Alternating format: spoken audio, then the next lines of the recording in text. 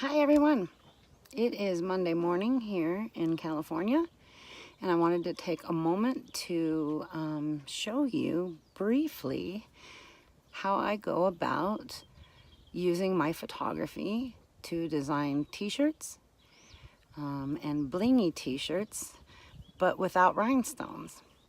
So if you'll stay tuned, you'll see how I do that.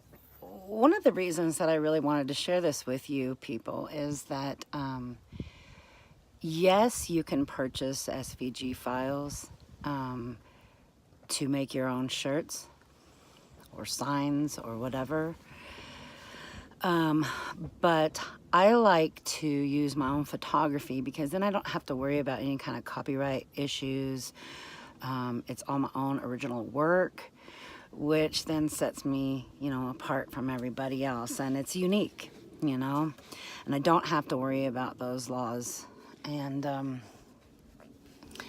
I would never want to, just as though I wouldn't want somebody using my work without my permission, or paying for a license or what have you.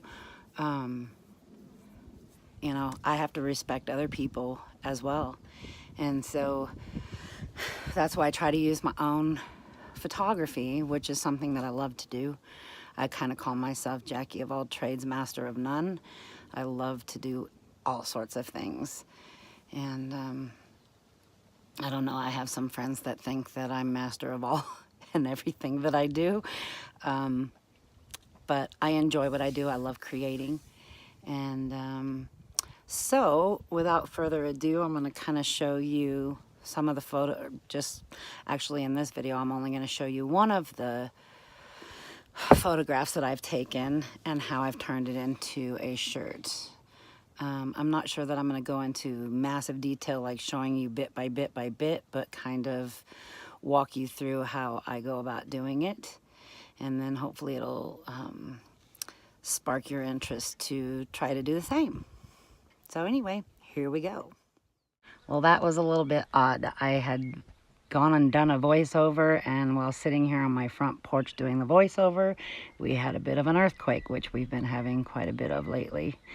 Anyway, so here is a photo I took last spring of a mule and a horse, and I live in the mule capital of the world, so Memorial Day weekend we have mules and people coming in from all over the nation as well as the world.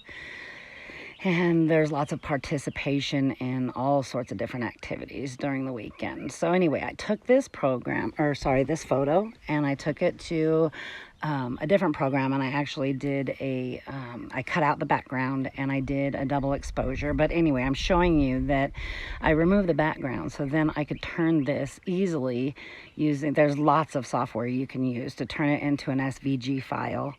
Maybe I'll do a video on that at a different time. But anyway, it made it into a cuttable file to then import into my Silhouette Cameo 3 software program. And then I ended up putting a border around it so it kind of framed it. You'll see that in the next picture.